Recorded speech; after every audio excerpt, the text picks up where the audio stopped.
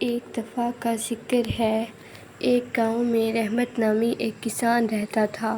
وہ بہت محنتی تھا اور اپنے خاندان کی پرورش کے لیے دن رات محنت کرتا تھا۔ اس کے پاس ایک گدھا تھا جس کا نام مٹو تھا۔ مٹو بہت چست اور ضدی تھا۔ جب بھی رحمت اس سے کوئی کام کہتا وہ منہ بنایا بہانے بازی کرتا۔ ایک دن رحمت کو گاؤں کے بازار سے اناج لانا تھا۔ اس نے مٹو کو تیار کیا اور اس کی پشت پر بوریاں لاد دیں۔ راستے میں ایک ندی آئی جس کا پانی کافی گہرا تھا۔ رحمت نے مٹو کو آگے بڑھنے کا کہا لیکن مٹو رک گیا۔ چلو آگے بڑھو، رحمت نے کہا لیکن مٹو نے ایک قدم بھی نہ اٹھایا۔ رحمت نے ڈنڈے سے ہلکی سی مار لگائی لیکن مٹو پیچھے ہٹ گیا۔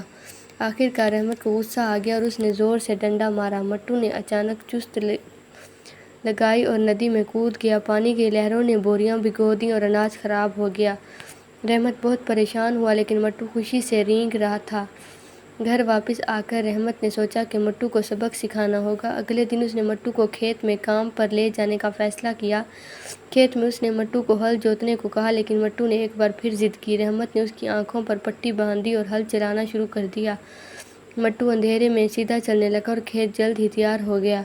جب مٹو کی پٹی کھول گئی تو مٹو نے دیکھا کہ اس کی محنت سے کھیت ہرا بھرا ہو گیا۔ اسے اپنی غلطی کا احساس ہوا۔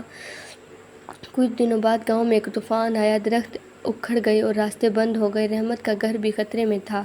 مٹو نے اس دن بہت تیز محنت کی اور درختوں کو ہٹانے میں مدد کی۔ رحمت بہت خوش ہوا اور اس نے مٹو کو گلے لگا لیا۔ مٹو نے سمجھ لیا کہ محنت کرنے سے ہی عزت ملتی ہے۔ اس دن کے بعد مٹو ہمیشہ فرما برداری سے کام کرنے لگا۔